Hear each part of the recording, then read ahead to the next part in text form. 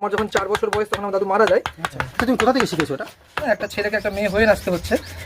ঐতিহ্যে ভরা আমাদের এই দক্ষিণ দিনাজপুর, আমাদের এই দক্ষিণ দিনাজপুরের একটি ঐতিহ্য মুখা শিল্প। এই মুখা শিল্প দক্ষিণ দিনাজপুরের কুশমন্ডি থানায় সবচেয়ে বেশি দেখা যায়। যে মুখা দক্ষিণ দিনাজপুর থেকে অন্য জেলা এবং অন্য দেশেও ছড়িয়ে যায়। আমরা এসেছি আজকে শ্যাম সুন্দরী মুখা নৃত্য দলের সঙ্গে দেখা করার জন্য।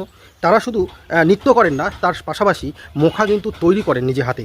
আমরা তাদের সঙ্গে একটু কথা বলবো এবং জানার চেষ্টা করব এই মুখার বিষয়ে, না এই যে মুখা নৃত্যর বিষয়ে, সব বিষয় নিয়ে। তাহলে সঙ্গে থাকুন। যখন ফাঁসটা যখন কাটবি, এই ফাঁসটা যখন করবি না, এইভাবে করবি, সোজা ঘুরমুখ ডললে হবে না, এইভাবে। ভাই, তোমার নাম কি? আমার নাম শুভম কুমার মণ্ডল। শুভম কুমার মণ্ডল। আচ্ছা, তোমার যে একটা পোস্টার দেখলাম যেখানে একটা দলের নাম লেখা আছে, একটু নামটি বলবে? আমার দলের নাম শ্যামা সুন্দরী মুখা নৃত্য দল। আচ্ছা আচ্ছা, এর ঠিকানাটা একটু বলো। ঠিকানাটা ডাঙ্গি কালাইবাড়ি, বালুরঘাট, দক্ষিণ দিনাজপুর। ডাঙ্গি কালাইবাড়ি, বালুরঘাট, দক্ষিণ দিনাজপুর। আচ্ছা, এই যে দেখতে পাচ্ছি তুমি একজন শিল্পী, যার হাতের ছোঁয়াতে একটা কাঠ থেকে ধীরে ধীরে একটা মূর্তি তৈরি হচ্ছে এবং তোমার পাশে যারা সহযোগিতা করছে ওরা এখন শিখছে। এটা কি তোমার কাছ থেকে শিক্ষা নিচ্ছে? হ্যাঁ, ওরা আমার কাছ থেকে যতটুকু আমি পারি ততটুকু ওদের শেখানোর চেষ্টা করছি। আচ্ছা আচ্ছা, বলছি এই যে তুমি এই যে মুখার কাজটি করছো, এটা কতদিন ধরে করছো? আমার এটা করা প্রায় 12-13 বছর তো হয়ে গেল। 12-13 বছর। তুমি কোথা থেকে শিখেছো এটা?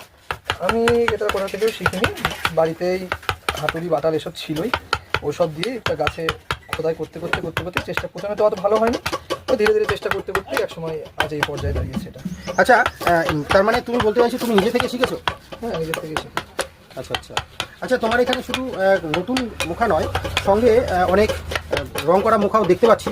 তুমি যেটা বললে তোমাদের একটা নৃত্য দল আছে, তো সেই বিষয়ে যদি একটু বলো যে নৃত্য দলের মানে কি তোমরা নির্দিষ্ট কোনো মন্দিরের জন্যই নাচো নাকি অন্যান্য জায়গায়ও নাচতে যাও? না, আমরা নির্দিষ্ট কোনো মন্দিরের জন্য নাচি না। হ্যাঁ, নির্দিষ্ট মন্দির আছে আমাদের বাড়ির এখানে, যে একটা মন্দির আছে যেটা থেকে আমরা ছোটো থেকে যেটা দেখে দেখে আমরা ইন্সপায়ার হয়েছি, সেখান থেকে তো ওই মন্দিরে নির্দিষ্টভাবে আমরা নাচ করি। তবে আমরা বিভিন্ন মন্দিরেও নাচতে যাই, যেসব মন্দিরে মুখো খেলা হয় সেই সমস্ত মন্দির থেকে আমাদের সঙ্গে অনেক সময় যোগাযোগ করে, কারণ আজ বর্তমান পরিস্থিতি যা দাঁড়িয়েছে, এখনকার দিনে এইসব তো আর কেউ করতে চাইছে না।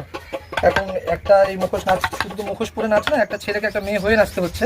এখনকার জেনারেশনের ছেলেমেয়েরা তো আর ওই ছেলে থেকে কেউ মেয়ে সাজ করে নাচতে চায় না, তাই আমাদের সাথে যোগাযোগ করলে আমরা সেই নাচগুলো আমরাও করে আসি বিভিন্ন মন্দিরেই। আচ্ছা, তোমরা যে এই মুখাগুলো বানাচ্ছো শুধু কি নাচার জন্য নাকি বিক্রিও করো?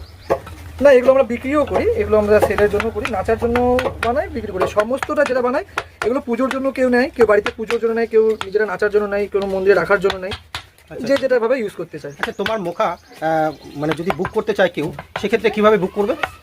আমার মুখা বুক করতে গেলে আমাদেরকে ফেসবুকেই আমার বেশি যোগাযোগ হয়, ফেসবুক থেকে যোগাযোগ করলে আমি নাম্বার দিয়ে দিই, অথবা কেউ ইনবক্সে SMS করে, আমি সেখান থেকে। তোমার ব্যক্তিগত কোনো নাম্বার একটু? 7047496828। আচ্ছা, তোমার এই কাজটি তুমি বললে তুমি নিজে থেকেই করছো, এগুলো কি হয় বাড়ির গার্জিয়ানরা আগে থেকে করতো, পূর্বপুরুষরা, সেইখান থেকে ছেলেরা মানে জন্মসূত্রে এই শিল্পী কলা অনেক সময় পেয়ে যায়।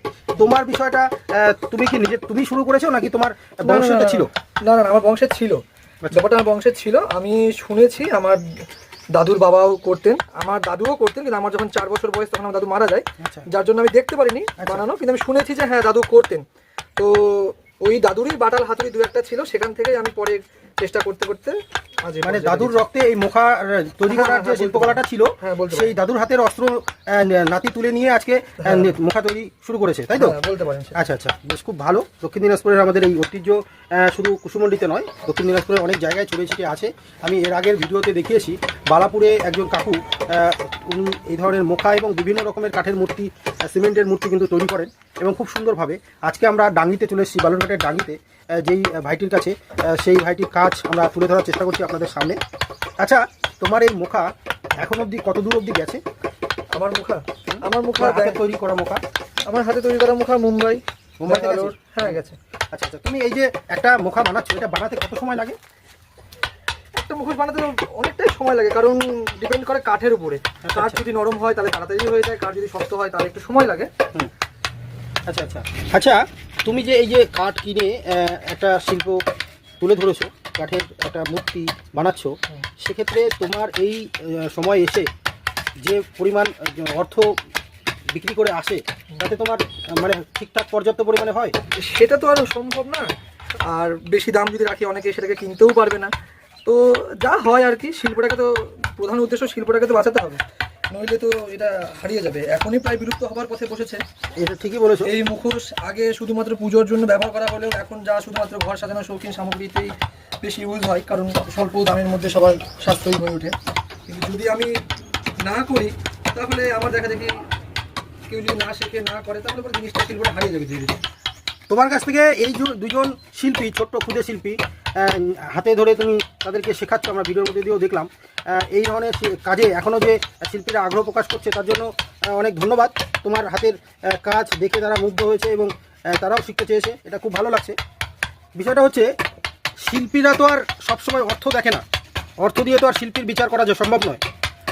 তাই বলবো তুমি যে কাজটি করছো খুব ভালো লাগছে, তুমি করো, এগিয়ে যাও। আর যদি কেউ আপনারা, আচ্ছা তুমি শুধু কি মুখায় এই যে মায়ের মূর্তিগুলো বানাও নাকি অন্য কোনো মূর্তি বানাও? না, সব রকমই তৈরি করতে পারি, সব রকমই তৈরি করি। কালী, মাসান, ডাকিনী, বুড়ি, কাঠের যে কোনো ডিজাইনই করা যায়।